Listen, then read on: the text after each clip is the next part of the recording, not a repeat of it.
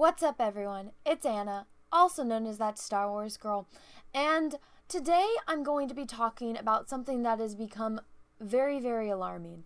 Now, I don't know if any of you have read the George Orwell book, 1984, but in that book, it is supposed to be seen as science fiction or disturbing fiction, if you ever read it, and it's about a dystopian future where people are not allowed to have personalities and there is no concept of freedom of speech, and the world is completely run by a government that uses some of the most intense scare tactics, and it is a very uncomfortable book to read, the type of lives that these people live, and you have to refer to one another as brother and sister. They have no concept of having relationships. There's nothing like that because the government wants complete control, and if you have any type of care for another person, then you have an alliance or allegiance that is not to the government, and they do not want that. And so this book is about a guy that hates the government secretly, and this is the type of government that they watch you at all times, and his only little escape is that there's a little blind spot in his room that he discovered, and he wants to rebel, and he falls in love, and then a spoiler alert if you haven't read it, and the book came out in 1949, so have some time to do that. But anyway, something happens, and the ending, there is no payoff for the reader, and it's a very disturbing story. But even though this book was written in 1949, it's very alarming that the symbolism and the ideology of the characters and the repressive government in this book is mirroring what it is like today. Now, I make a very big attempt at staying away from current events, if you will, that do not have anything to do with pop culture. The only reason I'm going to be talking about this now is because it has a lot to do with pop culture. So in Europe, Article 13 and 11 passed. The first time I was aware of these articles was when I saw my dear friend Ivan Ortega. Here's his channel. He did a video about it, trying to bring awareness to these bills that are going to get passed in Europe that did unfortunately get passed.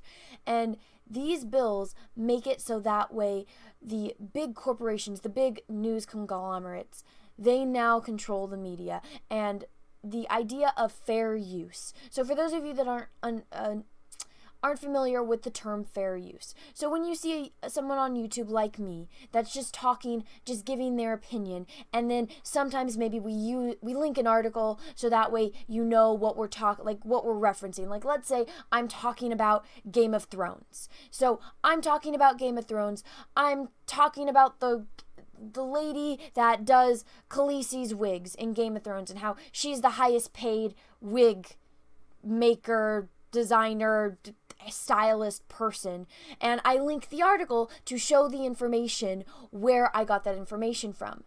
Now, because of these articles getting passed, people can get flagged, and you actually have to pay a fee to be able to use that content, or to be able to show, hey guys, you want to know where I'm getting my information from? Here it is. Just kind of like you did when you were in high school. You wrote an essay, you have an extra page on the back of your essay that lists all your works cited. And so that's exactly what we're doing. We're listing our work so that, or not our work, but you're listing where you got the information from. Now, because of those articles getting passed in Europe, people are having it. You're going to have to pay for that. And just a normal person that's just making videos can't afford that. So it's their way of only keeping big corporations in charge of the news. And they are absolutely terrified of the fact that they are losing their credibility. That it is very apparent that they are just filtering and just saying the certain things that they want to say. And it comes in on all sides of the spectrum when it comes to these corporations, these companies, these news, these entities in that sense. I don't want to get too deep into it. I just want to talk on how it is going to affect YouTube and YouTube channels like myself, like others in the Fandom Menace. Now, if you guys aren't aware of a channel called NERDROTIC, now that is an awesome channel. Gary is such a cool dude. He used to own a comic book store. He has a YouTube channel. Very, very cool guy. Very, very knowledgeable. And if you think my background is cool, it doesn't even come close to how cool Gary's background is. He's got action figures all over the wall, and it is like so cool. Every time I like watch his videos, I see something new, and it is exciting. Not only do you get something cool to look at, but you get to listen to Gary talk, and he is just filled with knowledge. Now, a few weeks ago, Gary had a strike on his channel. I think it was a strike, not just a flagging. So when you're making YouTube videos, some of the things that you can't do is like, I can't go and take I have all the Star Wars movies on VHS and DVD. I can't take those and download them to my YouTube channel and start making money off of having Star Wars on my YouTube channel. That's obviously copyrighted content. But there's this thing called fair use. Now, like I said, you list your articles, but let's say I'm talking again about Game of Thrones and I want to explain, or I want to show you guys the characters as if you've never seen Game of Thrones. I could go and get a picture of one of the cast members and put it on my screen. And here's the picture of the character that I'm talking about. Here's the example. Or for example, let me use an exact shot from the scene. Let me explain Star Wars to somebody that's never seen Star Wars. I get a shot of Luke and Darth Vader. There you go. And I make my screen the picture, or I have a small picture. So that way it goes with what I'm explaining.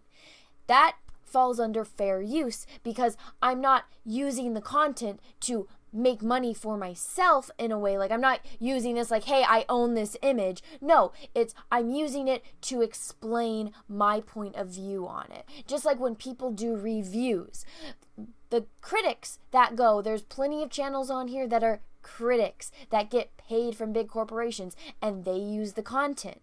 Well, guess what? They're getting paid to promote that and they're actually using it, but it falls under fair use. Just like if you want to really get down to the nitty-gritties, they could probably flag me now because in this Article 13, fair use does not exist. So somebody can go through and see that I have all these posters in my background and flag me because in their eyes, fair use does not exist anymore. So if you were to do a reaction video to trailers, this is very popular for people to do on YouTube. I've done plenty of them where I'm reacting to a video. Back in February, I did a reaction video reacting to the cast of Star Trek Discovery singing a song from Rent. And in that video, I say I loved Rent as a child. Like, I got excited when I heard Star Trek Discovery was coming out because one of the main cast members played a character in Rent, and I have a very deep-rooted history with that movie because of my memories watching it with my family when I was a kid. So when I went to go watch this and, do my reaction video, you guys got my reaction, that video actually got flagged for copyrighted content. And there is a difference between, you being able to dispute it as compared to a company actually coming and saying, this is our copyrighted content. If you oppose us, we will take down your channel. Your channel can get a strike. You can get all these things taken away. And YouTube does not really, it's one of those things where you're reading the instructions and it's not one of those things where you're defusing a bomb and it's like, okay, if you cut the red wire, it's going to explode. And if you don't cut the blue wire, like all this kind of stuff where it's very, very precise on what you have to do to get from point A to point B. And if you make a mistake, it's very apparent. Like when you go to work, you have to sign a contract and they are very clear on the rules at work. Like, this is professional work behavior. This is not. That's why if you get a job, you'll have to go through all of those little seminars on, learning about appropriate work attire, how to handle customers if you're in retail, how to handle clients. You have to go through kind of that stuff, sexual harassment stuff. And guys, I apologize if my voice cuts out. I've been losing my voice. I apologize. My voice actually ended up cutting out for a little bit, so I had to get something to drink. So back to what I was saying. When you go to work, when you go do any type of job, even when you were in school and you're reading an instruction manual, or even as an adult reading an instruction manual, it's very, very clear what the rules are. And there's even examples so that you know, hey, this is the right way. This is wrong. If you do this, it's good. If you do this, it's bad. If you do this, you won't get in trouble. If you do this, you will get in trouble. Very standard, you would think. Now, with YouTube, it's the most vague set of guidelines you can imagine.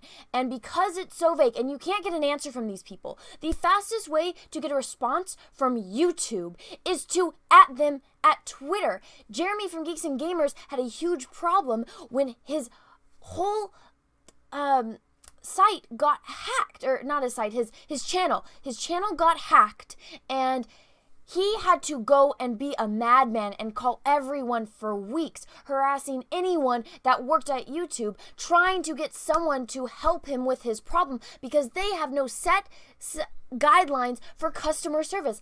I had a problem with a video. I still haven't heard from them, and that was months ago. Months. Jeremy got lucky that he actually got through to someone, but there's so many channels that don't. So back to Gary's problem from NERDROTIC.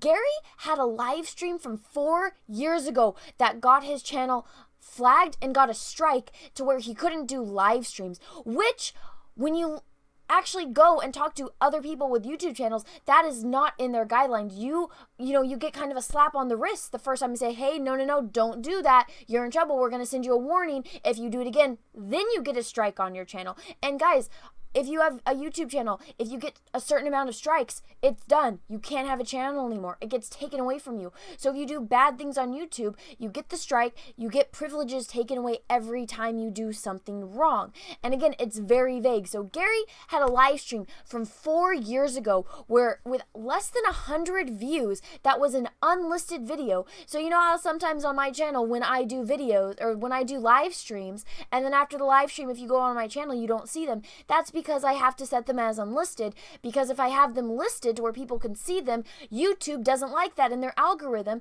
so they won't show my channel to anyone. You won't get notifications if I do videos. You won't get notifications if I do live streams, because that's the way it works. And it sucks. So that's why in all of my videos, I have in the description links to my live stream so you can watch them. But back to it. Gary was talking, and they showed 3 pictures of him and his friends talking about it, and it could have been one of the 3 pictures where they are talking about it, and it falls under fair use. Now, when Gary talked about it, he said how the company that flagged him, because it will show you, if somebody flags your YouTube channel as copyrighted content, it shows you who flagged it. And the same thing happened with the whole Darth Vader fan film, and we all made videos about that, so everyone is very aware of that. But with this situation with Gary, he said it was some company in Spain that uses bots. So that just shows that these companies, because this is never going to pass in the US. There's no way that a bill limiting freedom of speech would pass in the United States of America, because that is in our first freaking amendment. And if it did, that says a lot about our society. But anyway, so that just makes me think that he said he was talking about something like, I think it had to do with superheroes or Doctor Who or something to that extent. But there are companies like Lucasfilm that have headquarters in London. So when Star Wars Episode 9 comes out, when people start to, get talking about Star Wars Episode 9 and the news surrounding that, what's going to happen? Are all of our videos going to get flagged because some company in London is going to flag our videos as, copyrighted content that doesn't fall under fair use because it's a London company? Now, because it's the world of the internet, rules don't apply the same way as compared, like us, we're in the US. Those rules don't apply to us, but because it's a London company and this is the internet, it can apply. And you can go and look at examples like the instances that happen on Twitter, that because Twitter has their own form of rules and they have their own limitations on speech for safety precautions, but in America, we have the freedom of speech, freedom of being able to say what you want. But Twitter has the rules of, no, there's some things that are harmful and harassing. And then when you look at what they actually consider harmful and harassing, it's like nothing in that tweet was harmful and harassing, but then the tweet that is saying actual harmful and harassing things doesn't get flagged. You can go look at examples like my dear friend Jessi Milestone. That happened to her the other night. Somebody was attacking her because she was Jewish and saying horrible things about her in the Holocaust. That is a serious, serious offense. And when I was reading those tweets, I was absolutely disgusted. And seeing my friend that upset and that close to tears because she's getting attacked for her religious beliefs and her culture, because a very big thing about being Jewish is that you're born into it, and that is actually, part of your race, is that you are part of the Jewish people, and that's something that you're born with. And for Jessi to be that affected and that hurt because somebody is using that against her is absolutely disgusting to me. But under Twitter's regulations, what they were saying wasn't harmful, but what Jessi said, when Jessi was defending herself against this person that was calling her out for being Jewish, saying that she has no right to be upset about the Holocaust and calling her, those horrible things, it's absolutely disgusting that she was the one that got hurt for that this person was attacking her and she got in trouble because somebody went after her. Again, it's seeming a lot like 1984, and that they're taking away our right to an opinion, our right to give our opinions on things because they don't like what we're saying. And I think this is really going to come into play a lot, and it's already being made aware now. But when this Star Wars movie comes out, because people like me, I had no intention of ever making YouTube videos, ever. Never in my life did I ever think I would ever do that. I thought maybe I'll make videos so that way I can, give instructions on how to paint, which I have now recently started to do, but that's what I do for a living. I'm a professional artist. So when I saw The Last Jedi and I was so appalled, and it destroyed me to my very core, because I was like, there is no way that this is a Star Wars movie. How on earth could somebody sit here and tell me that that is Luke Skywalker? And then when I say, no, that's not Luke Skywalker, you don't understand what Star Wars is. You do not understand what the Force is. You're going to go tell me the Force is female? That just shows how much you do not know about Star Wars, because the Force is not female. The Force has no gender. The Force unites everything. But again, that's just my opinion. That's just and because we have freedom of speech in America, I have the right to give my opinion. And because I didn't like The Last Jedi and everyone wanted to know why, because my entire life I've always been known as that weird Star Wars girl, I made a video, and I'm here today because of that first video that I just made, so that way I wouldn't have to copy and paste the same message, hundreds of times to everyone I'd ever known in my entire life that wanted to know why I didn't like Star Wars. And when this new Star Wars movie comes out, because this movie, a lot of it is being made overseas. If you didn't know about Lucasfilm, they have headquarters in Singapore, they have headquarters in London. They're all over the world. So for us to talk about this content, I have a feeling it's going to get flagged. It's going to get flagged. It's going to get flagged. And we've already started to see it happen. You can go look at all of these channels with this stuff happening. Happened to me on Star Trek Discovery. It happened to Gary. It happened to Jessi. It happened to Jeremy. Then it happened to Mecha Random. I don't know if you guys follow Mecha Random. If you don't, you should go check out her channel. It's really awesome. She does a lot of work on, talking about Star Trek Discovery, talking about a lot of TV shows, and she does it really, really well. Now, Mecha was doing a live stream where she was doing a review, and they flagged her. They gave her a copyright strike on her channel, so she can't do live streams anymore. So she had to make another channel, and the same thing happened with Gary. Gary had to make another channel, and I have a feeling it's only a matter of time until they start doing this to all of us. And I mean, again, 1984. It's not looking so much as a science fiction book anymore. It's not looking like fantasy. To me, it feels like it's becoming a lot more like reality. And I would always argue to the point when I always try to play devil's advocate when, my friends freak out like, oh my gosh, it's the apocalypse, because I feel like every couple of years something dramatic happens that everyone's like, oh my gosh, it's the end of the world type of thing. And my argument always was when people argue that, the government's trying to be too repressive with, the things that we say. And I always think of the book, The Catcher in the Rye. In the book, and I remember all my friends hated this when I was in high school and we had to read it. And I remember reading this book and then having to like talk about it in class, and I almost got brought to tears talking about this kid who was a pathological liar, but he had so many problems because of his brother having leukemia and his parents ignoring him. And his parents, being so caught up in their own grief that they neglected their child. They didn't even notice when he, went off and did his own thing. And he is so worried. He knows that he's messed up a little bit. He knows that the things that he is doing is wrong. He knows that he has these problems. But all he wants to do is protect his sister. He wants to protect the children. And that is always going to be the excuse that some people have, is that we're not doing this to, be repressive. We're doing this to protect the children. We're doing this to protect people. Well, I'm a full-grown woman.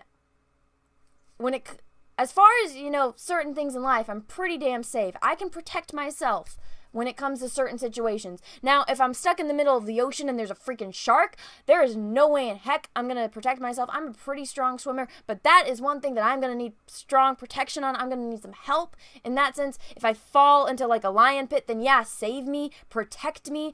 But I don't think I need protection when it comes to my opinions on a TV show, on a movie, on me giving a review of something. I don't think that it's right that they are trying to limit on the things that people are allowed to talk about, because they say that they're making these platforms for us to come and give our opinions. Rotten Tomatoes, for an example. It's a site for fans to come and give their opinion. It's a site for fans to come and rate a movie and, leave a review. There's critics on here too, but let's see what the audience says. It seems like there's trolls that don't want to watch this movie, so let's change our entire site to protect the movie from trolls. Okay, so you're limiting people's right to say that they don't want to see a movie because they don't like the political opinions of the main actress. That is a right that people have. There are plenty of movies where I just don't like the actor. It could be a fantastic movie, but I'm never going to watch it because I just don't like the actor that plays it. There's just something about the actor that rubs me the wrong way, and it might not have anything to do with their political stance. I might just not like their acting. It's that simple. And I feel like everyone has a right to their opinion. Everyone has the right to say, hey, I don't want to watch this. It's the same thing as, going over to your friend's house. Your friend wants to watch this movie. You're like, hey, I really don't want to watch that movie. Like me, I'm a little scaredy cat. I can't sit through a horror movie. So my friends know when I'm coming over, okay, we're not going to watch a horror movie. And, maybe there's some movie, like, for instance, my friends all said, Anna, we're not watching Star Wars again. I'm like, okay, fine. I'll watch Star Wars by myself at my house. We don't have to watch Star Wars. It's one of those things that you learn. You don't just say, no, you can't have an opinion on that, and if you do, we're going to copyright you. And that's what it seems like they're doing. Again, it seems like it's 1984. It seems like it's becoming less and less fiction every day and more reality. And that's getting incredibly scary. And unfortunately, because of all this, I'm not going to link an article. I'm not going to be able to link anything, but I can tell you guys about it. If you want to hear about this, go on to NERDROTIC's channel. NERDROTIC has talked about it. He talked about his issue. Mecha Random 42, she's talked about it. Ivan Ortega has talked about it. You can go see Geeks and Gamers has talked about it. Jessi Milestone has talked about it in Mindless Entertainment. You can go see Computing Forever. He is a guy in Ireland, and he lives in the EU. He's talked about this. You can go watch those channels and see them talking about it. Now, because of all this stuff, I feel like we're not even going to be able to share images. We're not going to be able to share links. And that's going to make it even harder for people to find the information because it's all just going to be filtered, because it's all just what the mainstream media and the mainstream news want us to know. 1984. Telling the future since 1949, Orwell. So everyone, I hope you enjoyed this video. I'm sorry for the unfortunate nature of the world, but what you gonna do except for raise awareness. So everyone, if you didn't know about this, I'm sorry that I had to be the one that broke this horrible news to you. It sucks. I don't like learning about it either, because I hate the fact that society has come to this, and I feel like I always say it couldn't possibly get worse than it does, so now I'm going to knock on wood. So everyone, good luck. I hope you have a great rest of your day. And may the force be with you, because we are really, really, really going to need it. Bye. Hey everyone, I finally got a P.O. box, so if you want to send me some mail, go ahead and send it to Anna, that Star Wars girl, or TSWG for short, at P.O. Box number 28171, Santa Ana, California, 927998171. Thank you. Have a great day, guys.